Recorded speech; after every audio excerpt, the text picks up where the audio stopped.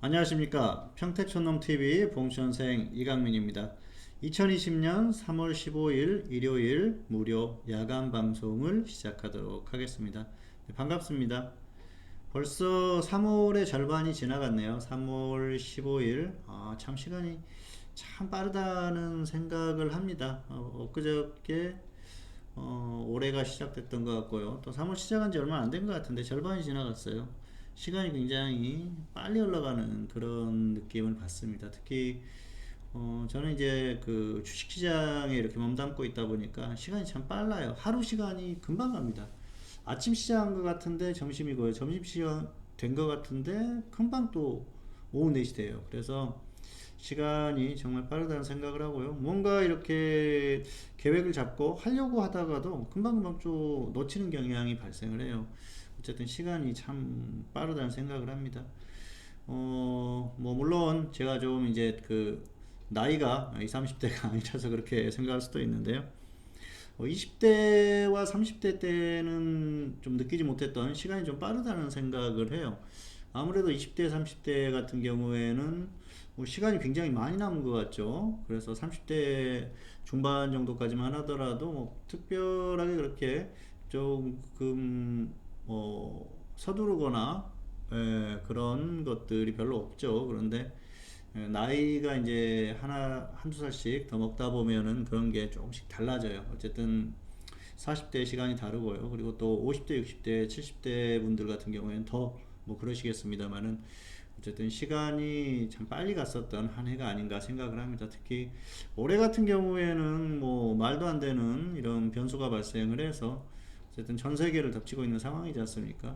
사실 뭐 중국에서 처음에 또 폐렴이 발생을 했을 때 그때 초동 대처만 잘 하고 그랬더라도 또 중국 당국이 정말 이렇게 완전히 오픈하고 좀 그 어떻게 보면은 많이 숨겼다 이렇게 볼 수가 있겠는데요. 오픈하고 정말 이 전문가들의 도움을 받았더라고 하면은 제대로 된 좀 대처가 되지 않았을까 생각하는 게 참 안타깝습니다. 우한 지역을 한정해서 해결해 보려고 하다 보니까 그게 결국은 터진 것이죠. 자꾸 이게 누르다 보니까 이제 다른 쪽에서 터졌다 그렇게 볼 수가 있겠는데요. 안타까운 그런 상황이 아닌가 생각을 합니다. 지금 뭐 걷잡을 수 없게 돼버렸어요. 이제 전 세계가 지금 코로나 공포로 인해서 엄청나게 고생을 하고 있습니다. 유럽 쪽에 난리도 아니죠. 뭐 이탈리아에 하루에 뭐 200명이 죽고 그런 얘기도 나왔습니다만 중국에서 의도한 건 아니겠습니다만 어쨌든 중국에서 초기에 이런 것들을 해결하지 못해서 전 세계의 인구가 많이 감소하는 그런 상황이 발생을 했어요. 어쨌든 참 WHO 같은 경우에도 좀 어떻게 보면 좀 한심하다는 생각을 해요. 그동안 정말 이게 지금 뭐 최근에 이제 팬데믹을 선언하고 그랬습니다만은 이게 벌써 중국에서 엄청나게 터지고 다른 나라로 전염되고 시작을 했을 때 그때 이미 심각했었거든요. 그런데 최근에도 중국의 WHO 관계자들이 다녀와 가지고 뭐 충분히 뭐 통제 가능하다 뭐 그런 얘기는 하고 있고 말도 안 되는 얘기 하더니 이제 뭐 최근에 이제 걷잡을 수 없다 뭐 그런 얘기 하지 않습니까? 굉장히 이건 그 어떻게 보면은 본인들의 직무를 유기한 거죠. 말도 안 되는 상황이죠. 중국에서 수만 명의 확진자가 발생을 하고 급속도로 퍼지고 있는데도 괜찮다. 그리고 심지어는 중국에 직접 들어가서 조사도 안 해보고 그러더니 결국 이렇게 문제가 터졌지 않습니까? 이런 게 뭐 우리가 이제 과거에도 우리는 그 올림픽이나 이런데 그런 어떤 자본에 의한 말도 못하는 그런 상황들을 겪으면서 좀 울분을 토했었던 그런 경험이 있는데요. WHO도 마찬가지인 것 같아요. 그래서 상당히 무책임하다 그런 생각을 했습니다. 안타깝고요. 어쨌든 좀 잘 해결이 됐으면은 하는 바람이 있습니다. 다만 지금 조금 이제 상황이 걷잡을 수 없이 되다 보니까 조금 늦지 않았나 그런 생각을 하는 게 좀 안타깝게 된 것이죠. 어쨌든 뭐 조기에 종식이 됐으면 좋았을 텐데 그런 부분이 안타깝다는 것이죠. 사실 인간의 어떤 그 여러 가지 노력에 의해서 충분히 해소가 가능을 했었던 그런 상황인데 그런 게 안 됐지 않습니까? 안타깝다고 볼 수가 있겠죠. 지금이라도 각국이 노력을 해가지고 잘 해결이 됐으면 하는 바람입니다. 네, 어쨌든 상황이 상당히 심각해요. 이 얘기를 왜 좀 길게 했냐면은 글로벌 금융시장을 완전히 덮쳤기 때문입니다. 그리고 장기적으로 봤을 때 상당히 중요한 문제이기 때문에 잠깐 언급을 했습니다. 자, 봄수 선생의 시장 점검. 자, 이번 주도 순서대로 진행하도록 하겠습니다. 보시면 일단 수익률 점검 먼저 보실까요? 자, 작년 수익률은 괜찮았었고요. 작년에 3월에 좀 고생을 했었어요. 3월에 고생을 했었고 11월에 고생을 했는데 6월도 고생을 한 그런 상황이죠. 오히려 5월에 지수가 많이 빠졌을 때 수익률이 괜찮았었는데요. 올해 같은 경우에는 2월에 상당히 고전을 면치를 못했었습니다. 사실 뭐 그 수익률이 이렇게 나옵니다만은 뭐 어떤 분은 또 뭐 수익 나는 종목을 가지고 있을 수도 있고 어떤 분은 또 손실 나는 종목을 가지고 있을 수도 있고 그래서 조금 수익률의 편차가 있긴 하겠죠. 그런데 어쨌든 2월에 전체적으로 결과가 안 좋았고요. 3월 같은 경우에는 이번 주 수요일까지 분위기가 굉장히 좋았습니다. 이번 주 수요일까지 뭐 봤을 때는 이번 달에 뭐 대박 나는 거 아니야 그런 생각을 했는데요. 목요일에 그 사건이 터지죠. 그 미국이 대폭락하고 한국 시장도 폭락하면서 종목들이 손실을 많이 봤어요. 그래서 손절을 많이 했고요. 목요일 같은 경우에는 손절 종목이 많이 나왔습니다.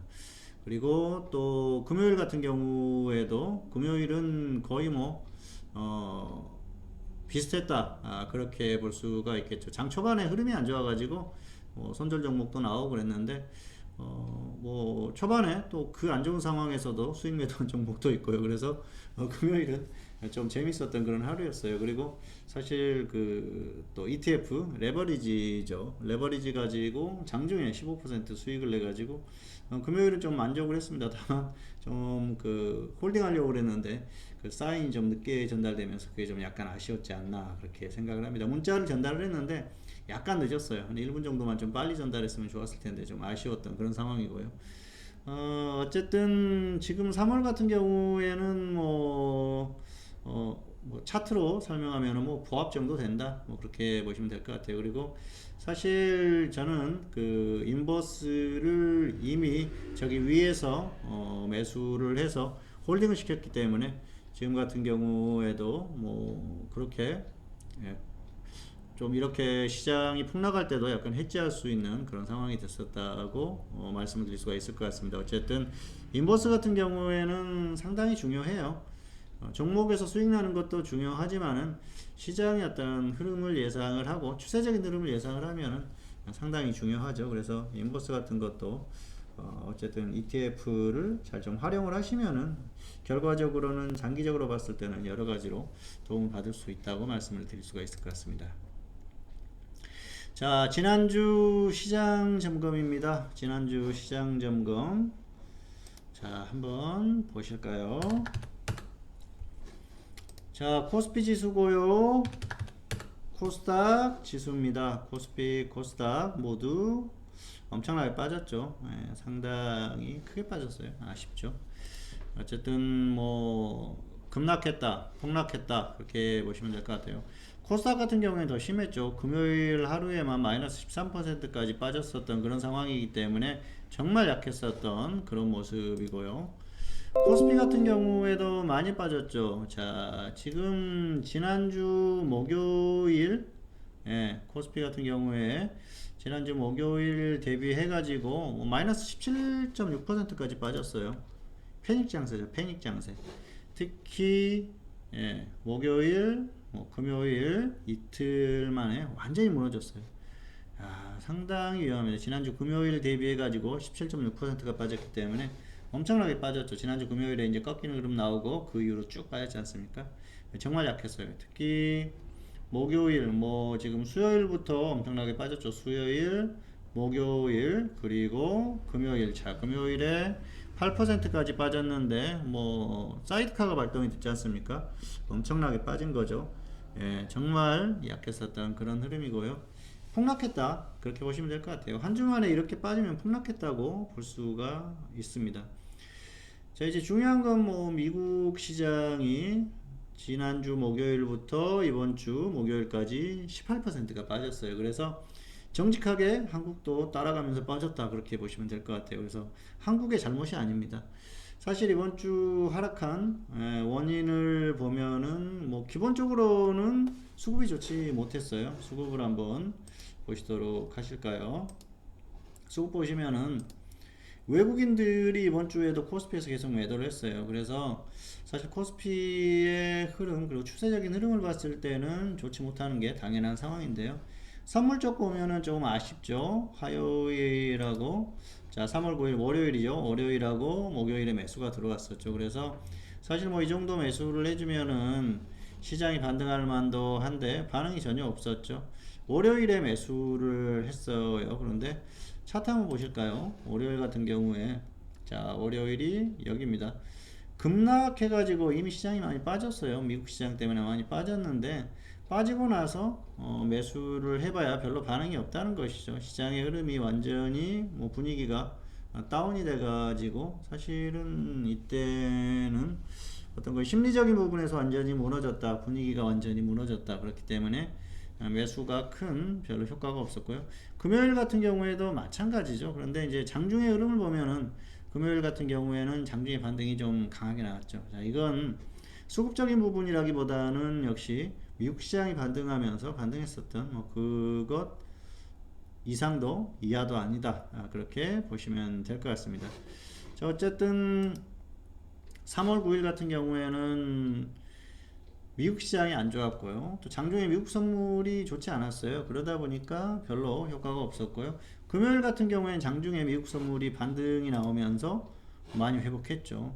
자, 하루에 8% 넘게 하락했다. 그리고 코스닥 같은 경우에는 더 심해요. 뭐 거의 14% 정도 빠졌던 그런 상황이에요. 그러다 보니까 반등이 나오는 게 자연스럽기도 한데요. 다행이죠. 그나마 반등이 나와주면서 다행스러운 흐름이라고 보시면 될 것 같습니다. 그리고 수급적으로 봤을 때는 역시 추세적으로 좋지 않다는 것. 다만 선물에서 단기적으로 좀 매수를 해주면서 시장이 좀 반등할 수 있는 여지를 약간 좀 남겨놓은 그런 상태가 아닌가 생각을 합니다. 사실 그동안의 흐름을 보면은 뭐 좋지가 않죠. 자 보시면은 추세적으로 외국인들이 매도를 하고 있고요. 선물 쪽에서 보면 이제 외국인들이 좀 매수를 했다가 매도를 하면서 역시 좋지 않았어요. 그런데 단기적으로는 선물 쪽에서 좀 땡겨보면서 반등시키려고 하는데 해외 증시가 워낙 약하다 보니까 안 되는 거예요. 해외 증시가 지금 완전히 무너졌지 않습니까? 단기에 미국 시장이 이렇게 무너지는데 무슨 수로 갑니까? 그나마 중국은 좀 괜찮은 것 같아요. 중국이 잘 버티고 있어요. 이 지금 글로벌 어떤 금융시장의 모든 문제의 원흉이 중국이지 않습니까? 그러면서 지금 또 잘 버티고 있어요. 참 아이러니한 상황이 아닌가 생각을 합니다. 아마 그 다른 그 시장의 투자자들이 중국을 보면은 참 때리고 싶다. 뭐 그런 생각이 들 거예요. 어쨌든 뭐 때릴 수는 없습니다만은 이 중국 시장을 때릴 수는 없죠. 그런데 이 중국은 재밌는 게 뭐냐면은 얘네들은 뭐 수급적인 흐름이나 외국인들의 그 수급 이런 것들 굉장히 중요하죠. 그런데 이 제일 중요한 게 뭐냐면은 이 정부의 생각이에요. 정부의 생각. 그러면은 최소한 추세적으로 어떤 그 흐름을 바꾸지는 못하더라도 단기적으로는 좀 바꾸는 그런 경향이 있었거든요. 자, 예전에 중국 시장이 엄청나게 빠지던 시기가 있었어요. 자, 이때죠. 2015년 이때 중국 시장 뭐 엄청나게 빠졌지 않습니까? 이때 중국의 그 기업들 대표들이 중국 공산당 정부에다가 얘기를 했어요. 우리 회사 거래 좀 하지 못하게 해달라. 주가가 너무 빠진다. 그러니까 아예 사고 팔지를 못하게 해달라고 하니까 중국 정부에서 그걸 용인을 했어요. 중국이 그런 나라입니다. 그리고 뭔가 자기들이 의도한 바가 있으면은 이슈를 만든다든지 또 뭐 어떤 그 부양책을 내놓는다든지 해가지고 돈을 실제로 풀어요. 그러면서 좀 시장을 반등시키려고 하는 그런 모습도 나오고 있는데 이 중국이 그런 국가입니다. 그러다 보니까 흐름 자체가 좀 약간 해괴망측한 그런 면도 있죠. 어쩔 때는 이거 전혀 아닌 것 같은데 이런 흐름으로 간다. 그럴 때 중국은 중국이니까 그렇다. 뭐 그 정도로 이해를 하시면 될 것 같아요. 어쨌든 지금 해외 증시 미국 시장 자체가 완전히 무너졌어요. 무너졌기 때문에 단기적으로 뭐 어떻게 버틸래야 버틸 수 없는 그런 상황이 아니었나 생각을 합니다. 그리고 이번 주에는 한국 시장 같은 경우에는 거의 뭐 패닉 장세였어요. 목요일도 마찬가지고요. 금요일도 마찬가지고 그냥 완전히 무너졌습니다. 미국이 정말 그 목요일 같은 경우에 엄청나게 빠진 거 8% 넘게 하락한 것도 있습니다만은 심리적으로 무너졌다고 봐야죠. 야, 이러다가 완전히 끝나는 거 아닌가 그런 생각을 할 수가 있겠죠. 그리고 사실은 뭐 거의 끝나는 흐름이었어요. 1700이 깨졌기 때문에 2000선 위에서 1700까지 단기에 일주일 만에 깨졌지 않습니까? 이거 폭락 사태가 나왔고요.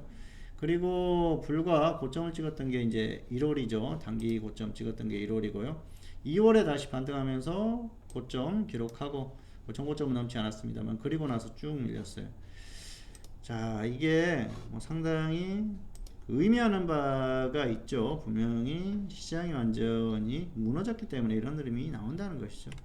사실 우리가 지금 최근의 흐름을 보면서 과연 이런 흐름을 전혀 예상하지 못했었을까 그런 생각을 해볼 필요가 있어요. 그런데 완벽하게는 예상하지 못했더라도 어느 정도는 충분히 예상할 수 있었다고 생각을 합니다. 왜냐하면은 충분히 조짐을 보였어요. 자, 일단은 수급적으로 보시겠습니다. 수급적으로 보면은 외국인들이 어떻습니까? 최근에 이제 선물 쪽에서도 매도를 하고 있는 흐름이죠. 1월 이후부터는. 그리고 코스피에서 보면은 외국인들이 완전히 던지지 않습니까? 개인만 매수하고 있어요. 이런데 어떻게 합니까? 시장이 완전히 무너지죠. 외국인들이 단기적으로 던진 금액 자체가 엄청나요. 거의 뭐 10조 정도를 매도를 했기 때문에 이건 뭐 엄청나게 빠졌다, 던졌다 그렇게 보시면 될 것 같아요. 그래서 뭐 이 정도면은 시장이 하락하는 게 당연하다고 봐야겠죠. 최근에 그 수급적으로 급격히 꺾였을 때 이때라도 어느 정도 생각을 해야 되는 것이죠. 예, 그래서 뭐 이런 그 흐름 자체, 죄송합니다. 자, 이런 흐름을 충분히 예상해 볼 수 있는 그런 상태였는데 너무 좀 안일하게 대처하지 않았나 하는 생각이 듭니다. 자, 어쨌든 흐름 자체가 좋지 않다는 거. 추세적으로 그리고 외국인들이 계속 매도를 하고 있었지 않습니까? 그래서 충분히 예상을 해볼 수 있었는데 우리는 전혀 대비를 하지 않았었다는 것이죠.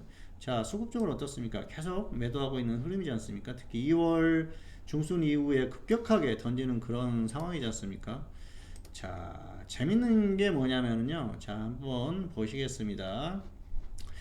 자, 코스피 지수가 작년에 이제 또 보기도 좀 어렵네요. 8월에 저점을 찍고, 자, 2018년 1월에 고점을 찍고 쭉 하락하다가 8월에 또 저점을 찍고 반등이 나왔어요. 이때 반등이 나왔는데 이 구간에서 계속 말씀을 드렸지 않습니까?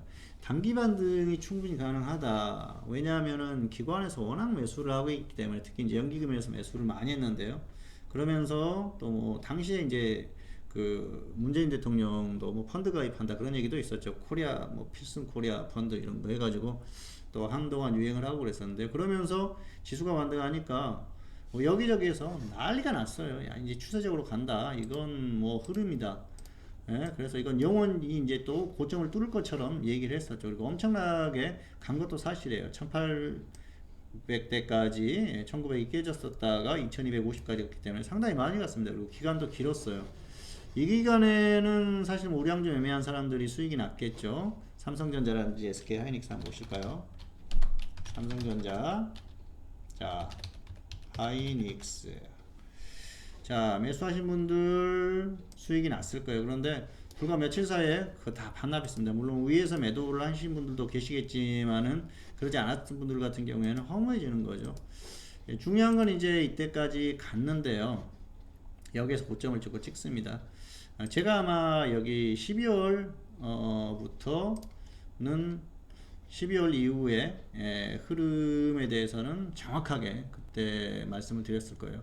추가 반등 가능하다. 여기 고점 넘어설 가능성이 높다. 그래서 결국은 또 여기 조정받았을 때도 다시 반등할 가능성이 높다. 여기에서도 반등할 가능성이 높다. 그래서 반등했지 않습니까? 그리고 고점까지 뚫었어요. 그리고 나서 이제는 가격적으로 너무 부담스럽다. 여기에서부터는 조심을 해야 된다고 말씀을 드렸습니다. 결국은 추세적으로 봤을 때는 꺾일 가능성이 높기 때문에 그런 말씀을 드렸는데요.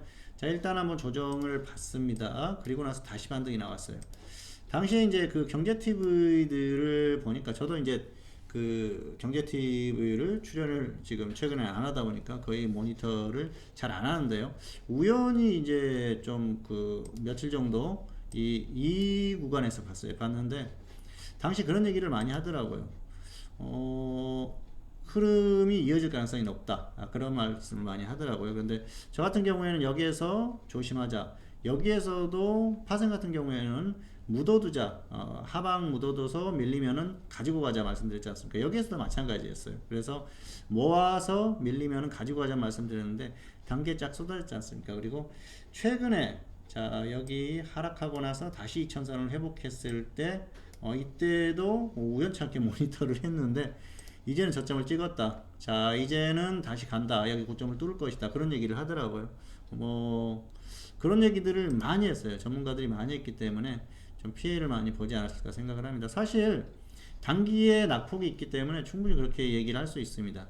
차트만 놓고 봤을 때도 상당히 위험했거든요. 그런데 가격적으로 봤을 때는 메리트가 있어 보이죠. 2200 거의 70이 넘었다가 단계 2000선이 깨졌으니까 또 그리고 저점 찍고 반등을 하니까 회복하니까 이제 다시 간다 얘기를 할 수 있는데요. 상당히 위험한 발상이죠. 왜냐면은 2월 중순 이후에 수급적으로 완전히 외국인들이 던지는 흐름이 더 심해졌지 않습니까? 그러면은 사실은 여기에서 추세적으로 간다고 얘기하기가 어렵거든요. 뭐 상식적으로 생각해봐도 그렇지 않습니까? 그리고 사실 뭐 그럴 거예요. 우리가 이제 올해 그런 얘기를 많이 했지 않습니까? 특히 전문가들이 얘기를 많이 했는데 반도체 경기가 다시 좋아질 것이다. 작년보다 좋아질 것이다. 그러면서 이게 결국은 경기를 끌고 가면서 주식시장도 끌고 갈 것이다. 얘기를 많이 했어요. 상당히 재미있는 논리죠. 어떻게 보면은 맞는 얘기예요. 그렇게 된다면 그럴 수도 있겠죠. 그런데 사실 가격에 대한 부분은 무시한 거예요. 반도체가 정말 좋았었던 2017년, 2018년 어디까지 갔습니까? 자, 그런데 반도체가 완전히 꺾이기 전에 이미 지수는 꺾이기 시작했어요.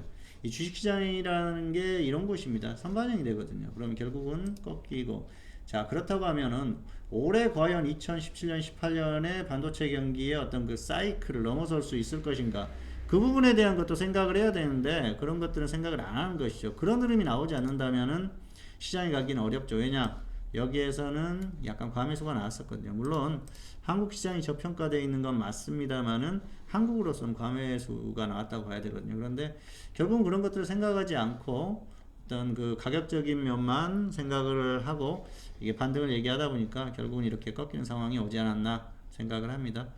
자, 어쨌든 추세적으로는 이런 여러 가지 조짐들을 볼 수가 있어요. 그래서 충분히 예상을 해볼 수가 있었는데 그런 것들이 좀 아쉽다는 생각이 들고요.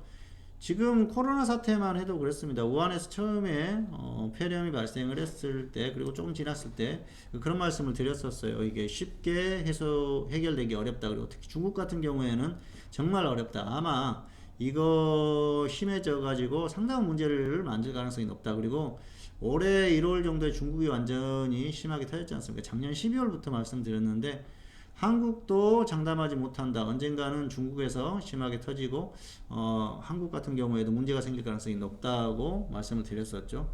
왜냐하면은 중국하고 가장 가까운 나라가 한국이지 않습니까? 그리고 교류가 엄청나게 많아요. 정말 하루에도 뭐 최소 6,000명에서 그리고 어떨 때는 2만 명까지 중국인들이 들어온다고 하지 않습니까? 그러면은 그 수많은 인구들이 들어오는데 안 퍼지겠습니까? 그러니까 결국은 이렇게 퍼질 수밖에 없는 것이죠. 사실 중국하고 전면적으로 완전히 이렇게 차단을 시킨다면 모를까 그렇지 않으면은 해결되기가 어렵죠. 그래서 어떻게 보면은 뭐 충분히 예상할 수 있는 그런 상태였다고 볼 수가 있겠습니다. 다만 이게 과연 이 코로나 사태가 경기의 어떤 영향 그리고 또 주식시장의 영향이 어느 정도 될 것인지 그걸 가늠하기는 어렵다는 것이죠. 다만 경기가 한국의 어떤 경기의 흐름 자체가 좋지 않은 그런 상태에서 중국하고 미국 그리고 또 한국까지의 삼각의 어떤 그런 관계들을 위축시킬 수 있는 훨씬 위축시킬 수 있는 최소한 1, 4분기 그리고 길면 2, 4분기까지 갈 수 있는 이런 흐름을 만들었을 때는 올해 어떤 절반 같은 경우에 절반이 날아가 버렸다고 봐야 되거든요. 그런데 그런 것들을 전혀 생각을 안 해요. 무작정 좋아질 것이다. 금방 끝날 것이다. 그러다 보니까 결국은 이런 사태를 키우지 않았나 생각을 하고요. 이제 경제 성장률을 낮춰야겠죠. 낮춰가지고 뭐 지금은 오히려 그런 게 좋아요. 올해 경제 성장률 마이너스로 갈 수도 있습니다. 그러면 단기에 폭락 나오겠죠. 그리고 나서 나중에 그 정도는 아니고 좋아요. 그러면 오히려 증시가 상승할 수도 있는데 공무원이나 정부의 어떤 그 관계자들 입장에서는 어떻습니까? 최소한 그래도 국민들이 덜 충격을 받을 수 있는 숫자를 계속 얘기해요. 결국은 계속 낮춰지는데 결과적으로는 마지막에 가서는 정말 낮은 숫자가 나오지 않습니까? 그런데 그걸 하지 않고 있다가 마지막에 결국은 진실된 숫자를 얘기를 한다는 것이죠. 그런데 정말 좋은 건 아예 그냥 처음부터 충격을 주고 나중에 좋은 뉴스를 주는 게 훨씬 낫지 않나 생각을 하고요. 왜냐하면은 단기적으로는 어떤 악재를 얘기를 해도 지금 시장이 받는 충격에 그 이상의 충격은 받지 않습니다. 어차피 글로벌 금융시장이 충격을 받기 때문에 똑같이 받는다는 것이죠. 제가 만약에 어떤 그 경제에 대한 그런 그 이끌어가는 수장이다. 예를 들어서 뭐 그런 위치에 있다. 그랬을 경우에는 오히려 먼저 충격을 줄 것 같아요. 그리고 나서 나중에 더 나은 숫자를 발표하는 게 차라리 낫지 않을까 그렇게 생각을 합니다. 그리고 실질적으로 지금 실물 경기는 완전히 무너졌어요. 그리고 뭐 돌아다녀 보시고 그러시면 아시겠습니다만은 요즘에는 먹자골목에 가도 누가 이렇게 술 먹고 그러고 있는 사람이 별로 없어요. 예, 텅텅 비어 있습니다. 정말 안 좋은 상황이고요. 쉽게 해결되기 어렵기 때문에 당분간 좀 어려운 흐름이 예상되지 않을까 생각을 합니다. 어쨌든 장기적으로 이런 흐름들을 예상을 했으면 충분히 좀 어느 정도 이게 단기 그 폭락에 대한 이런 것들을 예측을 해볼 수 있었는데 좀 아쉽다 그런 차원에서 조금 길게 얘기를 하다 보니까 이 정도까지 왔고요. 그랬다고 하면은 충분히 뭐 인버스라든지 이런 거 묻어둘 수 있지 않습니까? 예, 그래서 뭐 코덱스 인버스라든지 뭐 단기에 급등했지 않습니까? 그리고 저 같은 경우에는 이제 이 코덱스 코스닥 150 선물 인버스를 추천을 했어요. 그래서 조금 이제 일찍 조금 그 매도를 시켰던 게 아쉬운데요. 어쨌든 뭐 저점 부근에서 매수를 시키고 그리고 또 적당히 매도를 시켰는데 어떤 분은 또 금요일에 매도를 하고 또 그러셨더라고요. 그래서 이 ETF가 상당히 중요해요. 시장이 좋지 않을 때는. 그래서 항상 인버스에 관심을 좀 가지시라는 말씀까지 드리고 싶어서 뭐 여러 다양한 말씀을 드렸습니다. 어쨌든 지금 시장이 전반적으로 흘러왔었던 원인 그리고 단기적으로 하락했었던 그 원인에 대해서 말씀드렸고요. 시장에 대한 분석 뭐 특별한 건 없습니다. 지금은 해외 증시가 중요해요. 단기적으로 미국이 이렇게 무너지지 않았으면 한국이 이 정도까지는 안 빠졌을 거예요. 그런데 미국이 무너지다 보니까 더 심하게 빠졌던 상황이고요.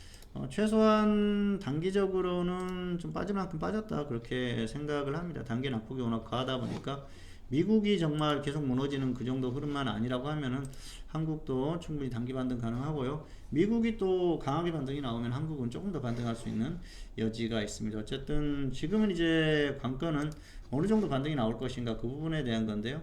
기본적으로는 1850선까지는 뭐 충분히 가능하다고 보고 있습니다. 그리고 상황에 따라서는 1900이 넘어갈 가능성도 있다고 보는데요. 왜냐하면은 단기적으로 지금 시장의 흐름이 정상적인 흐름이 아니에요. 과매수와 과매도 그리고 심리적인 부분에 의해서 움직이는 상황이 강하기 때문에 과매도가 나왔었던 상황이 있었다고 한다면은 반대로 과매수가 나오는 상황도 가능하거든요. 금요일 장중에 나왔던 것도 과매수입니다. 그래서 다음 주에 충분히 가능하고요. 뭐 월요일, 화요일, 수요일까지도 반등 가능하다고 봅니다. 그래서 지금 중요한 건 1850선은 기본적으로 회복 가능하다고 보고요. 문제는 1900선까지 회복을 할 것인가. 이게 중요한데요. 1900선을 회복하게 되면은 분위기가 달라져요. 흐름이 약간 달라져가지고 단기적으로 최소한 밀리지 않고 버틸 수 있는 이 1900선 위에서 버틸 수 있는 그런 흐름이 만들어지거든요. 그러다 보면은 또 꾸역꾸역 올라가다 보면 2000선을 회복할 수도 있거든요. 그래서 일단은 뭐 1900선 회복 여부가 굉장히 중요하다. 그리고 그 이후의 흐름은 조금 더 봐야 될 것 같아요. 아무리 전 세계의 뭐 경제적인 흐름 자체 이게 완전히 좋지 않은 흐름으로 바뀌었다 하더라도 금융시장은 유동성이나 분위기 이거 상당히 중요하거든요. 그래서 단기적으로는 그런 부분이 굉장히 중요하고요. 사실 가격적인 면이나 어떤 그 정석적인 그런 분석을 통해서 봤을 때는 1850선 정도 회복해주면은 충분히 회복했다 그렇게 보거든요. 그런데 개인적인 생각으로는 과매수가 나오는 구간이기 때문에 1900선도 회복이 가능하다고 봅니다. 어쨌든 이 부분은 다음 주에 흐름을 봐야지 조금 어떤 흐름이 나올지가 결정이 될 것 같고요. 단기적으로는 시장이 지금 패닉 상태에 있다는 게 포인트예요. 그래서 최소한 며칠 정도 2, 3일 이상 반등하는 흐름이 나와줘야 돼요. 특히 미국 시장 쪽에서. 그러면은 그때는 흐름이 달라져요. 그런데 뭐 하루 정도, 이틀 정도 반등이 조금 어느 정도 나오는 흐름이다가 갑자기 또 확 꺾여버리면 그때는 분위기가 다운된다는 것이죠. 그래서 다음 주에 수요일 정도까지 흐름이 상당히 중요하다고 봅니다. 그 안에 또 급격하게 꺾이는 흐름이 나왔다. 그랬을 경우에는 회복하기 어려울 수 있어요. 그때는 이 저점 이탈하고 계속 내려갈 수도 있습니다. 그래서 어쨌든 다음 주 수요일까지는 미국 시장을 주목하면서 보시기 바라겠고요. 지금 예상으로는 반등이 1850 그리고 1900선까지도 가능하다. 일단은 그렇게 생각을 하고 있기 때문에 뭐 그 정도 참고하시기 바라겠습니다. 그렇다고 해서 계속 가는 건 아니고요. 1900선을 회복해줬을 경우에는 위에서 좀 머무르면서 옥신각신하는 흐름을 보이고 그 이후에 조금 더 가든지 아니면 그냥 확 꺾이든지 흐름이 나올 가능성이 높은데요. 반등하더라도 여기에서 단기에 가주는 흐름이 안 나오면은 결국은 다시 꺾인다는 것이죠. 그리고 길게 봤을 때는 꺾여요. 그리고 이 저점 다시 이탈할 가능성이 크기 때문에 뭐 그런 흐름도 이해를 하시기 바라겠습니다. 이게 단순히 악재에 의한 모습만이 아니고요. 추세적으로 흐름이 나올 수 있는 그런 것들이 만들어졌어요. 지금은 중기 경기가 망가졌지 않습니까? 그게 악재가 확정이 돼 있기 때문에 이게 상당히 중요하다고 보시면 될 것 같고요. 이제는 뭐 반도체가 끌고 간다. 그럼 말도 안 되는 얘기는 그건 그냥 말도 안 된다. 이렇게 생각을 하십시오. 그래서 믿을 필요가 없어요. 지금 벌써 다 망가졌지 않습니까? 그런데 뭐 아직도 많이 남았으니까 충분히 가능하다. 자, 이 코로나 사태가 내일 당장 이게 종식이 돼가지고 전 세계적으로 다 좋아지면 괜찮습니다. 중국도 완전히 회복이 되고. 그런데 그러지 않으면은 그건 거짓말이라는 것이죠. 그렇게 생각을 하시면 될 것 같습니다. 자, 어쨌든 뭐 다음 주는 최소한 1800선 이상에서 움직일 가능성이 크니까 그 정도 보시기 바라겠고요. 단기적으로는 반등 시도할 거라고 봅니다. 그런데 조금 급등 나가는 흐름이니까 장중에 이 출렁임이 좀 클 가능성이 높거든요. 그런 부분을 생각을 하시면서 잘 대응을 하시면은 좋을 것 같습니다. 자, 다음은 특징주 리뷰입니다. 특징주 리뷰 같은 경우에는 뭐 이번 주에도 두 종목을 가지고 와봤습니다. 자, 첫 번째 종목은 한프. 자, 한프인데요. 한프 한번 보실까요? 한프.